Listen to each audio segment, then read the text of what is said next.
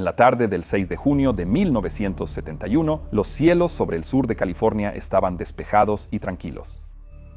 Era el tipo de día que a nosotros, los pilotos, realmente nos encanta, con buena visibilidad, aire suave y temperaturas moderadas, lo suficientemente bajas como para permitir que los motores rindieran cerca de su mejor desempeño. Hacia el este de Los Ángeles, las montañas se recortaban con nitidez bajo la luz del final de la tarde, y la cuenca de LA estaba llena de una neblina y smog ya familiares. Esto significaba que cerca del nivel del suelo, la visibilidad variaba entre 3 y 6 millas. Y muy por encima de eso, una fina capa de nubes dispersas se extendía a unos 23,000 pies aproximadamente. Ahora, muy por encima de los suburbios de Los Ángeles, dos aeronaves se desplazaban de forma constante hacia sus respectivos destinos. Una de ellas era un McDonnell Douglas DC-9, que acababa de despegar del Aeropuerto Internacional de Los Ángeles y ahora ascendía de manera constante, con su fuselaje blanco captando los últimos rayos de sol mientras viraba hacia el noreste, y a varias millas de distancia, otra aeronave muy diferente avanzaba a través de ese mismo espacio aéreo. Se trataba de un F-4 Phantom del Cuerpo de Marines de los US, un caza bimotor diseñado para volar rápido, ascender con rapidez e interceptar bombarderos soviéticos. Así que, aunque en ese momento solo estaba siendo reposicionado hacia una base para mantenimiento, sus enormes motores aún le permitían cortar el aire a casi el doble de la velocidad de un avión comercial. Pero la cabina del Phantom también estaba abarrotada, ruidosa y muy activa, con sus dos oficiales de la Marina concentrados únicamente en llevar su aeronave averiada de regreso a casa. Y ninguna de estas dos aeronaves sabía que la otra existía. Pero en cuestión de minutos, eso cambiaría de forma trágica. De todos modos, para la tripulación del vuelo 706 de Hughes Air West, la noche había comenzado, tal como este tipo de operaciones solían hacerlo normalmente. El vuelo estaba programado para operar desde Los Ángeles hasta Seattle, con escalas intermedias planificadas en Salt Lake City, Utah, Boise y Lewiston, Idaho, y Pasco y Yakima, Washington. Era una ruta conocida para la tripulación involucrada, la cual volaban con bastante regularidad, y no había nada en ella que exigiera una atención especial, especialmente no en un día tan agradable como este. La aeronave que estaban utilizando esa noche era un McDonnell Douglas DC-9 con matrícula noviembre 9345, y había sido literalmente construido para trayectos cortos como este. De vuelta en 1971, representaba la cúspide de la era moderna del jet, confiable, eficiente y probado. Y esta aeronave en particular era casi nueva, ya que había sido entregada a Air West Airlines apenas un año antes. Ahora bien, la aerolínea en sí había pasado recientemente por algunos cambios, al menos en su nombre. Solo unos años antes, Air West había sido adquirida por el reservado multimillonario Howard Hughes, un hombre cuya vida ya se había vuelto inseparable de la historia de la aviación para ese momento. Hughes había construido su fortuna en parte a partir de la fabricación de aeronaves, vuelos que batieron récords y una creencia obsesiva en la excelencia técnica. Así que cuando adquirió la aerolínea, en 68 fue rebautizada como Hughes Air West, completa con una nueva imagen, nuevos uniformes y una nueva librea que pronto se volvería inconfundible en todo el oeste de los Estados Unidos. Pero a pesar de la participación de Hughes, este no era un proyecto de vanidad ni un experimento arriesgado. No, Hughes Air West operaba como una aerolínea regional convencional y bien gestionada, volando aeronaves modernas en rutas estrictamente programadas por todo el oeste de los Estados Unidos. Así que, de manera crítica, nada relacionado con las operaciones, el mantenimiento o la formación de las tripulaciones de Hughes Air West jugaría ningún papel en lo que estaba a punto de suceder. Los pilotos a cargo de este vuelo llevaban en la compañía desde mucho antes de que Howard Hughes pusiera su nombre en ella y ambos eran muy experimentados. El capitán tenía 50 años y había acumulado alrededor de 15,500 horas totales, con más de 2,500 en el DC-9, y iba a desempeñarse como piloto volando durante el primer tramo de este vuelo.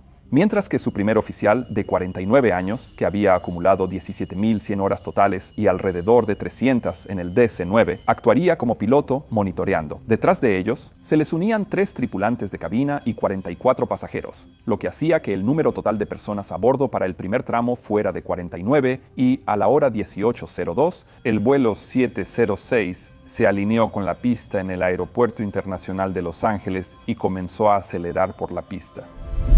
Tras el despegue, el reluciente DC-9 giró hacia el este mientras se alejaba en ascenso de las luces de la ciudad bajo él. Y una vez que el tren de aterrizaje y los flaps fueron retraídos y se completó la lista de comprobación posterior al despegue, la cabina se asentó en el ritmo familiar de la salida, con los pilotos realizando las llamadas estándar y verificando la presurización como lo habían hecho cientos de veces antes. El piloto automático se conectó al pasar por 10.000 pies y después de eso, la tripulación continuó con un ascenso constante siguiendo las instrucciones del control de tránsito aéreo, tal como se esperaba en el espacio aéreo del sur de California. El vuelo también recibió un par de avisos rutinarios de tráfico por parte de los controladores durante el ascenso, los cuales fueron reconocidos por la tripulación y luego simplemente archivados en su memoria, ya que nada destacaba ni los afectaba realmente en absoluto. A la hora 04, el vuelo 706 fue transferido desde el control de salidas de Los Ángeles al Centro de Control de Tránsito Aéreo en ruta de Los Ángeles, que era un sector en ruta de nivel superior responsable de las salidas hacia el este, ascendiendo fuera de la cuenca de LA y hacia el desierto alto más allá de las montañas.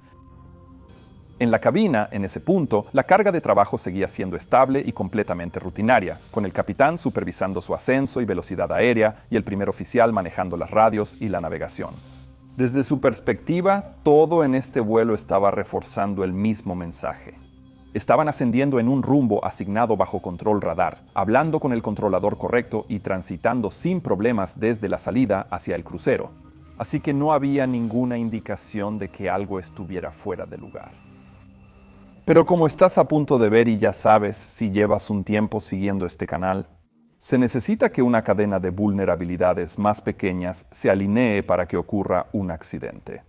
Y resulta que esto también es aplicable para tu seguridad personal. La mayoría de las personas cree que el fraude o el robo de identidad requiere algún tipo de hackeo sofisticado. Pero la triste realidad es que la mayoría de los ciberdelincuentes simplemente compran tu información directamente a empresas conocidas como intermediarios de datos. De hecho, es muy probable que tu información esté a la venta justo ahora, y de alguna forma eso también es perfectamente legal. Pero la buena noticia es que puedes contraatacar usando al patrocinador de hoy, Incogni. Incogni te ayudará a recuperar tu autonomía en línea, rastreando esos sitios de intermediarios de datos y obligándolos a eliminar tu información. Y hasta ahora, la verdad es que me han sido increíblemente útiles. Han eliminado mis datos de más de 200 sitios diferentes, y son sitios de los que ni siquiera había oído hablar. Y eso también significa que ahora estoy recibiendo muchas menos llamadas y correos basura, así que puedo enfocarme en crear más de este tipo de contenido para ustedes en su lugar. Ahora, una vez te registras, puedes simplemente dejar a Incogni trabajando en segundo plano o usar su función de eliminación personalizada para solicitar manualmente la eliminación en sitios específicos que quizá ya hayas encontrado o de los que quizá estés recibiendo spam. Solo envías el enlace que quieres eliminar en tu panel y listo, se encargan. Ahora, para comenzar con esto y obtener un enorme descuento porcentual, entra a incogni.com/pilot e ingresa el código PILOT. También ofrecen una garantía de devolución de dinero de 30 días, así que no arriesgas nada al probar. Gracias, Incogni. Ahora volvamos a la historia. A varias millas del vuelo 706, la otra aeronave de esta historia estaba teniendo un día muy diferente. Era un McDonnell F-4 Phantom II, operado por el Cuerpo de Marines de los Estados Unidos, registrado con el número de buró 51458, pero era identificado únicamente por su indicativo BUNO 0458 o Phantom 458. En ese momento, esta aeronave tenía 7 años y apenas un poco más de 2.000 horas de tiempo de vuelo en su célula.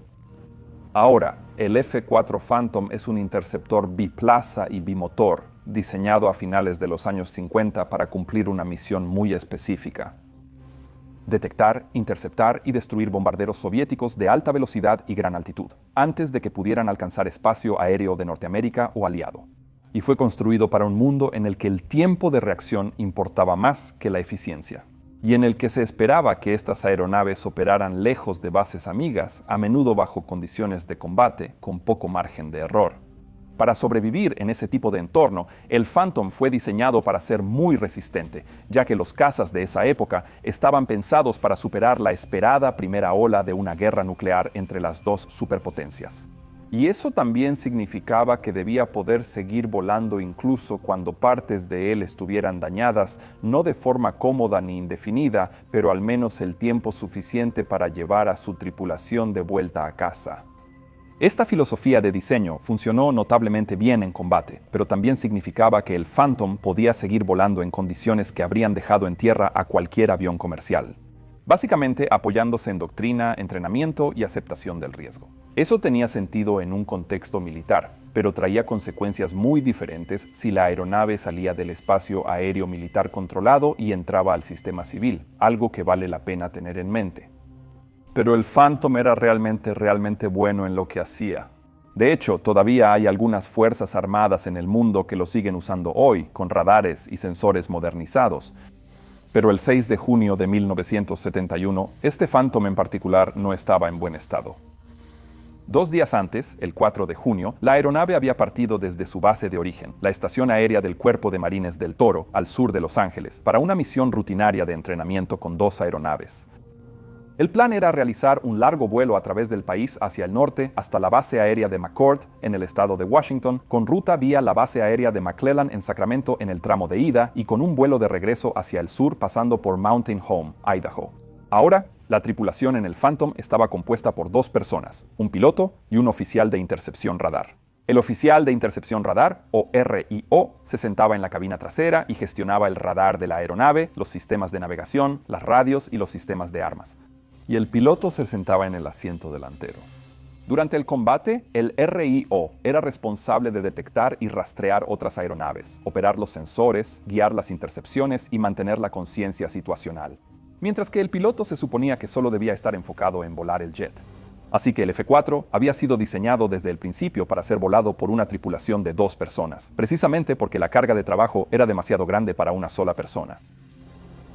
El piloto, en ese momento, tenía 27 años y había acumulado 840 horas de tiempo total, con 170 de esas en el F-4. Y el oficial de intercepción radar tenía 24 años, con 195 horas de tiempo de vuelo y 89 de esas en el tipo. Desde una perspectiva de aviación civil, esos números obviamente se ven bastante bajos.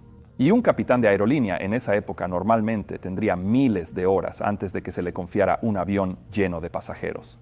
E incluso un primer oficial recién contratado habría llegado con varios cientos de horas de tiempo de vuelo. En comparación, una tripulación de F-4 con alrededor de 1000 horas totales entre ambos podría haber parecido alarmantemente inexperta. Y aunque eso podría ser cierto, hay que recordar que, a inicios de los años 70, el Cuerpo de Marines de los Estados Unidos aún estaba en los últimos años de la Guerra de Vietnam.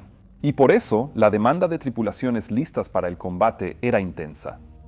Los pilotos de caza y los oficiales de intercepción radar estaban siendo entrenados rápido, de forma deliberada y con un enfoque en perfiles de misión específicos, en lugar de una acumulación amplia de horas de vuelo. Así que, dentro de ese contexto, estos niveles de experiencia no eran tan inusuales. De todos modos, poco después de que los 2 F-4 despegaran del Toro, los problemas técnicos empezaron a acumularse. Primero, los transpondedores de ambos aviones, que permitían que los sistemas de radar civiles los identificaran y rastrearan de forma positiva, fallaron poco después del despegue, pero aún así se permitió que la misión continuara hacia el norte bajo control del control de tránsito aéreo, recibiendo vectores para mantenerlos seguros y separados de otros tráficos usando radar primario e informes de posición. Así que ambos aviones, por lo tanto, continuaron inicialmente hasta la base aérea de McCord en Washington, donde pronto aterrizaron y luego pasaron la noche. Al día siguiente, 5 de junio, las 2 aeronaves despegaron de nuevo. Pero cuando Phantom 458 estaba en aproximación final a su siguiente parada en la base aérea de Mountain Home en Idaho, su radio también falló. Después de aterrizar, cuando los equipos de mantenimiento inspeccionaron la aeronave, encontraron una lista creciente de problemas. Así que en ese punto, el oficial de mayor rango y su RIO en el otro F-4 simplemente decidieron regresar solos a El Toro, dejando a Phantom 458 para ver si los ingenieros podían intentar corregir alguno de sus problemas, pero pronto resultó que, en su mayoría, no podían. El problema de la radio se rastreó hasta un fusible fundido y se corrigió, pero el transpondedor requería conocimientos especializados y personal que Mountain Home simplemente no tenía, así que permaneció inoperativo. Y además de eso, el radar de nariz del Phantom también estaba degradado y en gran medida no era confiable. Ahora, Este sistema era un radar complejo de control de tiro, multimodo, diseñado principalmente para intercepciones de largo alcance, combate aire-aire y navegación basada en radar. Pero el desempeño del radar de Phantom 5.8 ya estaba tan degradado que no se podía confiar en él para la detección aire-aire en absoluto. Y para colmo, el sistema de oxígeno de la aeronave también tenía una fuga, y aunque el personal de mantenimiento pudo confirmarla, no pudieron repararla. Lo cual, en la práctica, limitaba la altitud a la que se permitiría operar a la aeronave, obligando a la tripulación a mantenerse a altitudes más bajas hasta que pudiera corregirse. Así que, sin una forma inmediata de arreglarlo todo por completo, la tripulación tomó la decisión de simplemente pasar al siguiente paso de la misión: volar bajo VFR, o reglas de vuelo visual, con un plan de vuelo solo visual, hacia la estación aérea de Fallon en Nevada, donde pasarían la noche y reabastecerían combustible para mantenerse dentro de los límites de servicio. Dicho y hecho, la tripulación cerró todo y voló su aeronave hacia Nevada.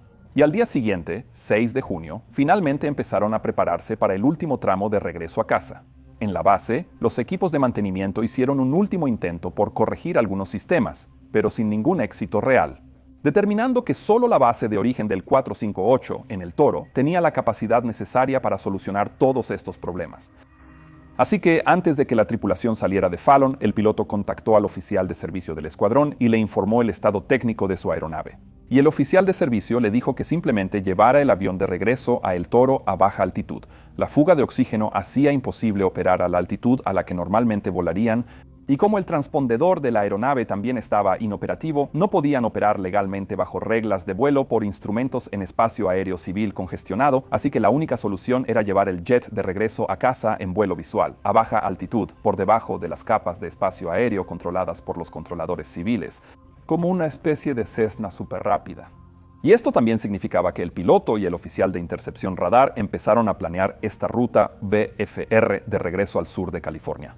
Y para entender por qué esto tenía sentido, ayuda a entender un poco más sobre cómo funcionaba este espacio aéreo de regreso en 1971. Verás, en ese entonces, la mayoría del tráfico jet civil operaba dentro de lo que se conocía como el área de control positivo, que incluía todo a partir del nivel de vuelo 40 o 24.000 pies y por encima. Dentro de ese espacio aéreo, los controladores de tránsito aéreo eran responsables de mantener a las aeronaves separadas usando radar y separaciones procedimentales.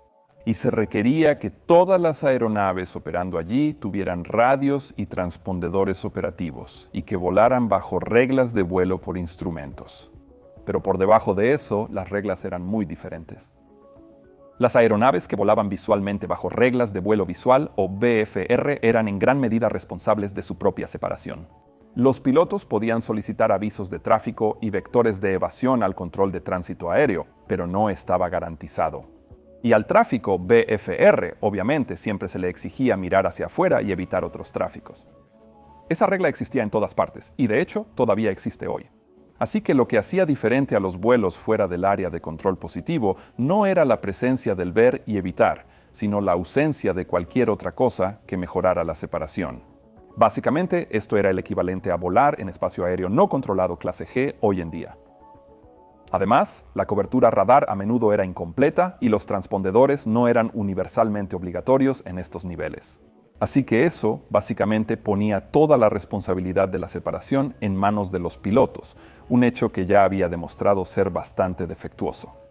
Verás, las colisiones en vuelo habían sido un problema recurrente durante los años 50 y 60, particularmente en áreas terminales congestionadas y a lo largo de rutas comunes de ascenso y descenso. Y prácticamente todas las investigaciones mostraban el mismo patrón. Aeronaves operando legalmente en buen tiempo, con tripulaciones escaneando en busca de tráfico y aún así colisionando porque las circunstancias simplemente volvían insuficiente el ver y evitar. Pero este riesgo, de todos modos, había sido aceptado, porque la infraestructura para evitarlo por completo simplemente todavía no existía realmente. Y empeorando aún más ese riesgo, estaba también la forma en que se manejaba el tráfico comercial. De regreso en 1971. Verás, el tráfico operando bajo reglas de vuelo por instrumentos no tenía garantizado control positivo continuo desde el despegue hasta el crucero y el descenso de nuevo. En cambio, las aeronaves en salida a menudo ascendían fuera del área terminal de control de un aeropuerto, pasando por una capa intermedia de espacio aéreo, donde la cobertura radar y las responsabilidades de separación eran limitadas. y solo después, más tarde, ingresaron al área de control positivo a una altitud más elevada. Así que, en ese vacío, el tráfico IFR podía encontrarse brevemente operando en espacio aéreo compartido con tráfico que volaba bajo reglas de vuelo visual, a pesar de estar ascendiendo por rutas de jets de alta densidad y predecibles. Hoy tenemos áreas terminales de control diseñadas específicamente para mantener a los jets en salida y llegada bajo control positivo continuo.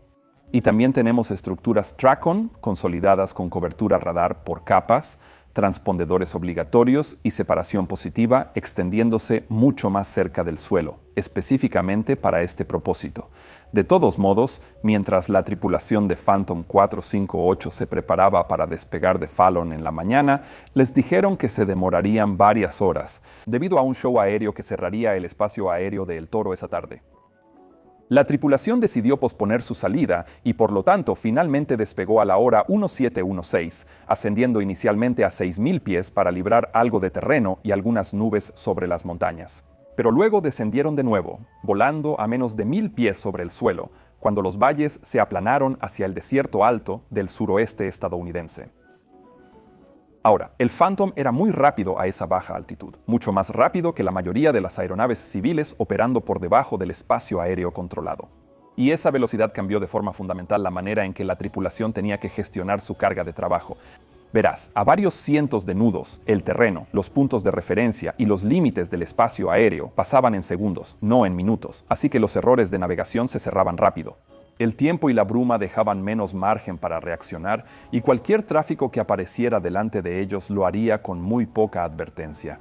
Pero, aún así, en la parte trasera de la cabina, el oficial de intercepción radar no estaba buscando activamente otras aeronaves. En su lugar, estaba realizando un ejercicio de mapeo radar, operando el radar de nariz del Phantom en modo de mapeo de terreno. Ahora, ese modo estaba pensado para mostrar características del terreno para navegación y entrenamiento, no para detectar objetivos aéreos. Y los investigadores señalaron después que, si iba a intentar un ejercicio de radar durante esta parte del vuelo, debió haber puesto el radar en modo búsqueda en su lugar. Porque incluso estando degradado, el radar habría ofrecido algo de información sobre el tráfico que tenían por delante en lugar de nada. Pero como ese modo nunca se seleccionó, el radar no aportó ninguna conciencia significativa del tráfico por delante y la atención del operador quedó dirigida hacia abajo a una pantalla que ni siquiera estaba pensada para servir como ayuda de evitación de colisiones, particularmente en espacio aéreo civil congestionado. Mientras tanto, el piloto al frente escaneaba hacia afuera, vigilando constantemente el terreno y el tráfico, sabiendo que cualquier cosa que viera aparecería de golpe y sin aviso. A más de 400 nudos, que era a lo que ahora iban en crucero, la compresión del tiempo era clave, porque el escaneo visual para nosotros, los pilotos, no se trata solo de mirar hacia afuera, se trata de tener tiempo suficiente para detectar un objeto, reconocerlo como una amenaza, evaluar su movimiento y luego decidir cómo evitarlo. A alta velocidad, cada uno de esos pasos obviamente tenía que ocurrir mucho más rápido. Y esta es una de las razones por las que hoy existe una restricción obligatoria de velocidad de 250 nudos al volar por debajo de 10.000 pies en la mayor parte del mundo. De todos modos, a medida que el Phantom se acercaba a Bakersfield, la tripulación se reportó con ATC para obtener el tiempo en El Toro. Las condiciones más adelante se veían manejables, pero la cuenca de Los Ángeles estaba muy cargada de tráfico, como siempre lo estaba. Así que, en lugar de intentar abrirse paso directamente sobre la ciudad, la tripulación tomó otra decisión que, en ese momento, parecía prudente. En vez de aproximarse a El Toro directamente desde el norte, se desviarían hacia el este en dirección a Palmdale, bordeando lo peor del tráfico antes de virar de nuevo hacia el sur rumbo a la base. Pero el sur de California no es un espacio aéreo indulgente. El terreno se eleva rápido cuando el desierto da paso a colinas empinadas y montañas escarpadas. Y además, mientras Phantom 458 se movía al este de Bakersfield y hacia la cordillera de San Gabriel, la visibilidad empezó a deteriorarse. La bruma se puso peor y peor, lavando el contraste y suavizando el paisaje hasta que incluso los puntos de referencia conocidos eran difíciles de distinguir. Y volar tan bajo como lo venían haciendo empezó a sentirse cada vez más incómodo para el piloto. Así que, para mantener referencia visual del terreno y evitar volar a ciegas hacia terreno en ascenso, el piloto empezó a ascender. Aceleró los motores del Phantom y luego levantó el morro de forma pronunciada, haciendo que la aeronave se disparara hacia una nueva altitud objetivo de 15.500 pies. Allí arriba aún estaba operando totalmente dentro de las reglas, ya que todavía no habían entrado al área de control positivo. Pero esto también significaba que su trayectoria terminaría directamente dentro del corredor usado por el tráfico jet en salida hacia el este, que despegaba del área de Los Ángeles rumbo al noreste. Así que, mientras el vuelo 706 de Hughes Air West ascendía hacia el este a lo largo de uno de los corredores de salida más utilizados del país, también estaba a punto de pasar por altitudes donde la autoridad del controlador todavía no era absoluta. Al mismo tiempo, Phantom 458 volaba legalmente bajo BFR fuera del espacio aéreo controlado y ahora había entrado en esa misma franja vertical de espacio aéreo. Esto significaba que ambas aeronaves estaban operando perfectamente dentro de las reglas existentes, pero sin un sistema de control funcional que las mantuviera separadas. Mientras el Phantom ascendía a través de la bruma a bordo del vuelo 706, los pilotos también seguían ascendiendo suavemente alejándose de la ciudad. A la hora 18:06, fueron transferidos a Los Angeles Center, saliendo del área terminal y entrando al sistema más amplio del espacio aéreo. 3 minutos después, mientras ascendían pasando por 12.000 pies, a la tripulación se le indicó virar a la izquierda a un rumbo de 0,40 grados y luego proceder directo hacia un punto llamado Daggett. Así que el primer oficial repitió, vire a la izquierda a 0,40, proceda hacia Daggett. Y esa sería la última transmisión que esta tripulación haría jamás. En ese momento, el DC-9 y el Phantom no solo desconocían la presencia del otro, también estaban separados por frecuencias de radio. Verás, mientras ascendían saliendo del EAX, el vuelo 706 estaba en contacto continuo con Los Angeles Center, pero Phantom 458 no era parte de esa conversación. Porque al ser una aeronave BFR en espacio aéreo BFR, no tenía ningún requisito de hablar con el control de tránsito aéreo en absoluto. Ahora, si el controlador del sector hubiera visto al Phantom como un blanco radar distintivo, todavía podría haber emitido un aviso de tráfico al vuelo de Hughes Air West 706, describiendo la marcación y la dirección del retorno. Pero eso nunca ocurrió. Verás, sin un transpondedor funcional para lo que llamamos radar secundario, el F4 solo aparecería como un retorno de radar primario, que es simplemente un reflejo físico del haz del radar rebotando en la propia aeronave. Eso no ofrecería altitud ni identificación y a menudo ni siquiera certeza de que se tratara de una aeronave. Los investigadores encontraron después que el retorno de radar primario del 458 habría sido débil e intermitente, en el mejor de los casos, porque el Phantom tenía un perfil radar débil por diseño. Y además se movía muy rápido, con una inversión de temperatura entre la antena y la aeronave, lo que interfería aún más con el radar. Así que esto significaba que en algunos barridos de radar el Phantom no aparecía en absoluto y en otros probablemente solo parpadeaba brevemente, casi indistinguible del ruido de fondo del radar en la pantalla. Y como no había información de altitud ni identificación ni nada más que le dijera a los controladores que lo que veían era realmente una aeronave, ninguno de los 4 controladores que estaban mirando la pantalla, algunos de los cuales también estaban en entrenamiento ese día, reconoció la amenaza. Además de eso, como el Phantom no estaba obligado a informar al control de tránsito aéreo su posición y de hecho nunca había contactado al centro en absoluto, el controlador tampoco podía emitirle instrucciones ni advertencias a su piloto. Ahora, el Phantom podría haber llamado a Los Angeles Center en cualquier momento para solicitar monitoreo radar o avisos de tráfico, pero eso era discrecional, no obligatorio, y esta tripulación, por la razón que fuera, por lo tanto, nunca lo hizo. Así que ahora dependía de estas 2 aeronaves verse y evitarse entre sí. Y a medida que sus trayectorias convergían, los ángulos desde los que lo hacían tampoco ayudaban. Los investigadores notarían más tarde que aquí no había nada bloqueando la vista del piloto. Así que, en condiciones ideales, ambas aeronaves deberían haber podido verse, al menos en teoría, durante unos 35 segundos aproximadamente. Pero que seas visible no significa necesariamente que seas detectable. Verás. En este caso, había varios factores que hacían menos probable que estas 2 tripulaciones pudieran verse entre sí.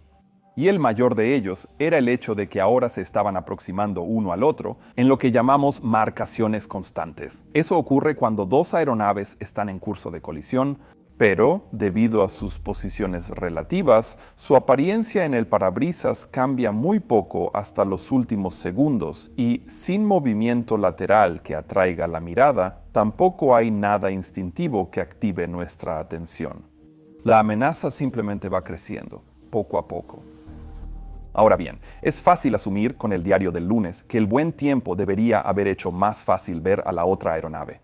Después de todo, el cielo sobre el sur de California esa tarde estaba despejado y la visibilidad era buena, así que, sobre el papel, las condiciones parecían ideales para ver y evitar.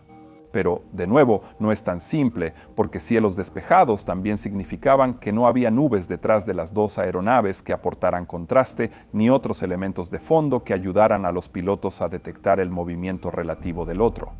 El fuselaje blanco del DC-9 probablemente se fundía con el cielo detrás y la pintura clara del Phantom también se mezclaba con el terreno y la bruma. Dicho esto, el piloto de Phantom 458 había recibido una formación extensa en doctrina de vigilancia y técnicas de escaneo visual durante su escuela inicial de vuelo.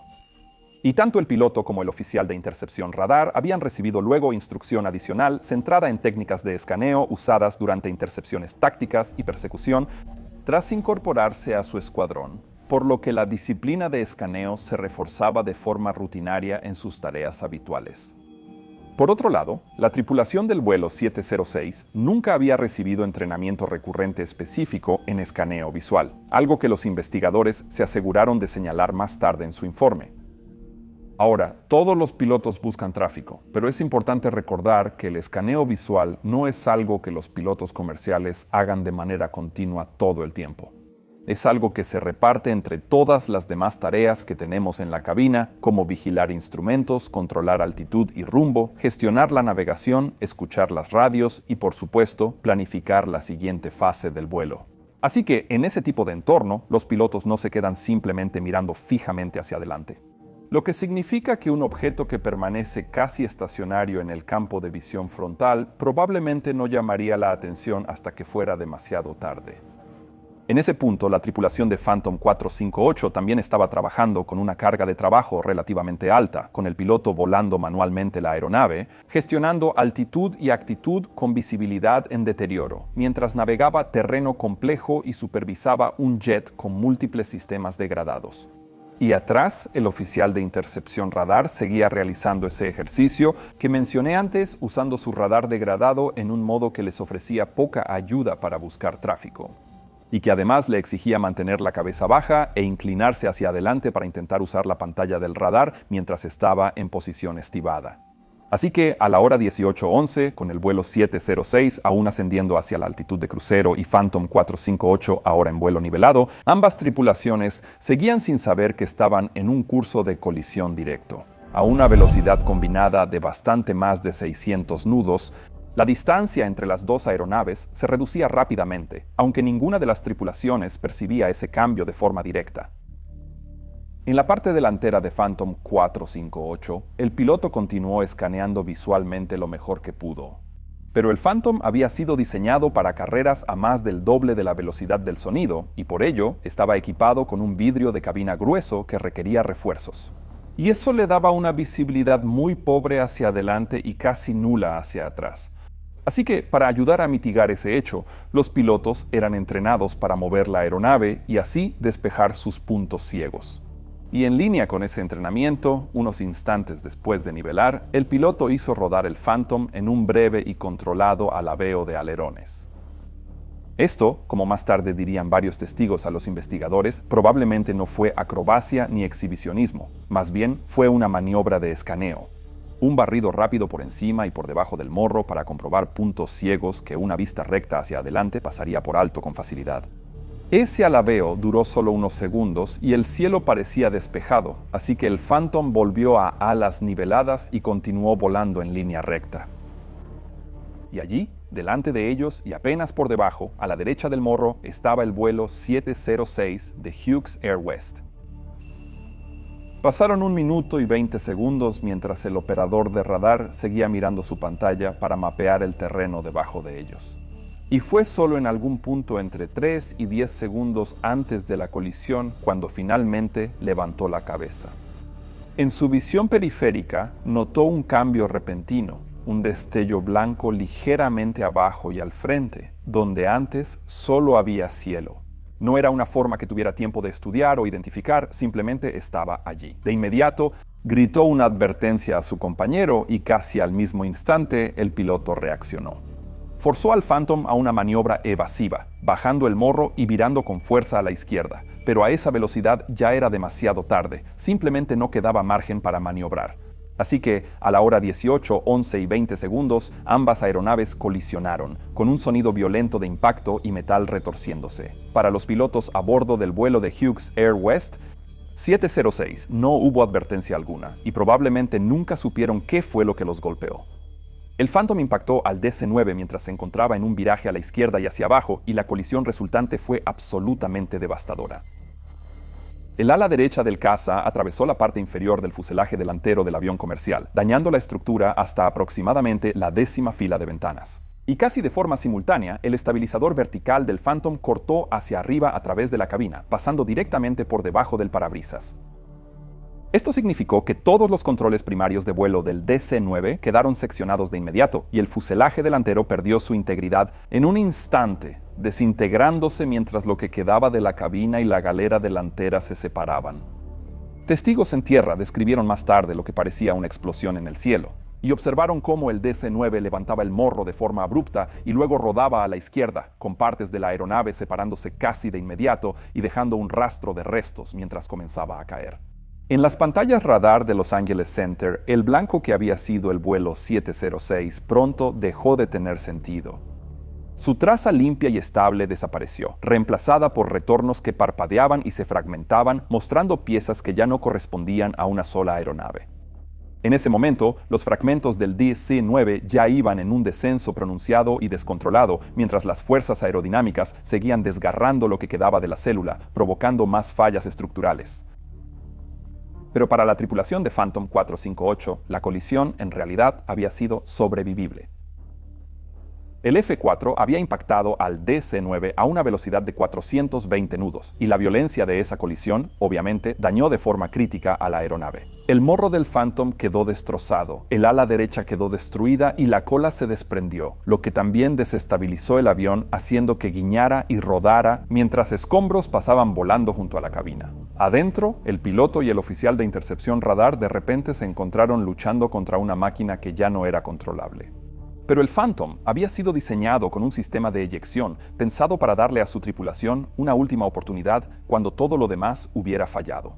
Y en esos segundos finales, ese sistema se convirtió en la única opción que quedaba, pero también en el último sistema en fallar. El oficial de intercepción radar, en el asiento trasero, inició su eyección primero, y esa sola acción desencadenó una cadena de eventos que finalmente selló el desenlace. Verás, el sistema de escape del Phantom dependía de una cadena compleja y milimétricamente sincronizada de eventos que ocurrían en el transcurso de milisegundos. Al activarse, cargas explosivas debían expulsar las carlingas, y solo una vez que las carlingas estuvieran despejadas, el circuito eléctrico permitiría el disparo de los motores cohete dentro de los asientos eyectables. Ahora, la carlinga tenía que quedar completamente fuera de la aeronave. Así que, para imponer esa secuencia, el sistema incluía un interruptor de seguridad que impedía físicamente que el asiento disparara si la carlinga aún estaba en su lugar. En teoría, esto garantizaba una operación segura, pero en este caso, cuando el oficial de intercepción radar se eyectó primero, interrumpió el circuito eléctrico que habilitaba que se liberara la carlinga del piloto. Así que, con su carlinga aún en su lugar, el asiento eyectable del piloto ya no podía disparar y el piloto quedó atrapado dentro de la aeronave en llamas. Ahora, esto no fue una coincidencia rara, ni una falla desconocida. De hecho, era un defecto de diseño conocido en el conjunto de carlinga y asiento eyectable del F-4 Bravo. Lo que hacía probable, aunque no garantizado, que si el oficial de intercepción radar se eyectaba primero, el piloto pudiera no ser capaz de eyectarse en absoluto. La modificación para corregir este defecto ya existía. La Marina y el Cuerpo de Marines habían programado que sus aeronaves recibieran un sistema mejorado que eliminaba esta vulnerabilidad. Y Phantom 458 estaba en fila para recibir esa modificación el mes siguiente. Pero el 6 de junio de 1971 seguía volando con su diseño original, sellando el destino de su piloto. Tras una breve caída hacia la Tierra, Phantom 458 pronto impactó el suelo en el borde sur de las montañas de San Gabriel, con el piloto aún atrapado adentro y a solo alrededor de 1 milla de distancia. Casi al mismo tiempo, el DC-9 también impactó la ladera, matando a todos los 49 pasajeros y tripulantes a bordo. El oficial de intercepción radar del Phantom logró descender en paracaídas hasta el Valle de San Gabriel, convirtiéndose en el único sobreviviente del accidente. En los días siguientes, los investigadores comenzaron a reconstruir el accidente a partir de fragmentos como grabaciones de ATC, trazas de radar y declaraciones de testigos, incluida la del oficial de intercepción radar del Phantom, además de la evidencia física dispersa por las montañas de San Gabriel. El incendio posterior al impacto fue lo bastante intenso como para destruir por completo la grabadora de voz de cabina del DC-9, mientras que su registrador de datos de vuelo capturó solo un conjunto limitado de parámetros y Phantom 458 no llevaba registradores en absoluto. Esto, obviamente, obligó a los investigadores a reconstruir los momentos finales en gran medida a partir de evidencia externa, en lugar de a partir de las aeronaves en sí. Y el panorama que pronto emergió fue profundamente incómodo, porque no parecía que no dependía de un solo error. El vuelo 706 había estado volando una salida IFR normal y autorizada. El Phantom había estado operando bajo VFR con el transpondedor averiado, capacidad de radio intermitente y un plan que dependía casi por completo de ver y evitar atravesando uno de los espacios aéreos más congestionados del país. Y esto, obviamente, condujo rápidamente a cambios de gran alcance. En el mundo civil, el accidente obligó a los reguladores a enfrentar un problema que había estado a la vista de todos desde siempre. Había una superposición no controlada entre corredores de salida de jets a alta velocidad y tráfico VFR no controlado. Así que una de las respuestas más inmediatas de la FAA fue el desarrollo de cartas terminales VFR para 22 grandes regiones metropolitanas. Esto se hizo para representar de forma explícita los corredores de salida y llegada IFR usados por los aviones comerciales, de modo que los pilotos VFR pudieran ver en una carta dónde se concentraría el tráfico jet y, por lo tanto, planificar evitar esas rutas. En un contexto más amplio, el choque le dio impulso a una reestructuración mayor del espacio aéreo de los Estados Unidos, con el objetivo de asegurar que las aeronaves IFR permanecieran en espacio aéreo con control positivo de forma continua, desde poco después del despegue hasta el aterrizaje. Ese esfuerzo impulsó la expansión de áreas terminales de control y de espacios aéreos de control positivo a mayor altitud, cerrando gradualmente esos vacíos peligrosos y no controlados. Pero también ocurrieron cambios del lado militar. La secuencia de carlinga y asiento ejectable usada en el F-4 fue reconocida formalmente como una deficiencia de diseño. Y se revisó la lógica para que la eyección de un tripulante ya no pudiera impedir que el otro escapara. Y, más importante, se cambió la guía de entrenamiento para restringir dónde podían operar aeronaves militares a alta velocidad y altitud en espacio aéreo congestionado, particularmente por encima de 10.000 pies y a 250 nudos. Y las tripulaciones fueron entrenadas explícitamente para solicitar monitoreo radar y avisos de tráfico a controladores civiles y de tránsito aéreo cuando operaran bajo reglas de vuelo visual. Así que, con todos esos cambios en mente, sería bonito decir que esta colisión pertenece a otra era de la aviación, una con radar primitivo, reglas laxas y menos salvaguardas. Pero la verdad es que tristemente es mucho más compleja que eso. Claro, la tecnología y los aviones han cambiado, pero el espacio aéreo también se ha vuelto mucho más congestionado en los 54 años desde que ocurrió esta colisión y, por desgracia, los problemas de fondo que la causaron aún no se han resuelto por completo. No porque no se pueda, sino porque no parece existir la voluntad de hacerlo entre las personas que tienen la capacidad de corregirlo. Probablemente lo vimos de la forma más evidente en la colisión en el aire de Washington, D.C. en enero de 25.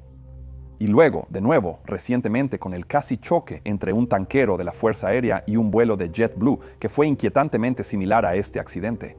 Cada uno es un recordatorio de que ver y evitar todavía está cargando con mucho más peso del que la visión humana puede soportar de forma confiable a velocidades de jet. Y parece que se le permite operar a las Fuerzas Armadas de los Estados Unidos con mucha menos supervisión que al tránsito aéreo civil, mientras aún así comparte el mismo espacio aéreo que nosotros. Ahora, aún estamos esperando el informe final de la colisión en el aire de enero en Washington, D.C., pero cuando salga, lo cubriré a fondo. Y no me sorprendería que allí también se encontraran paralelos muy inquietantes con este accidente. Mi nombre es Peter Hornfeld y estás viendo Mentor Pilot. Puedes apoyar el trabajo que hacemos yendo a patreon.com/join/mentorpilot y registrándote o apoyando a nuestro patrocinador. Que tengas un día absolutamente fantástico donde quiera que estés y nos vemos la próxima. Chao, chao.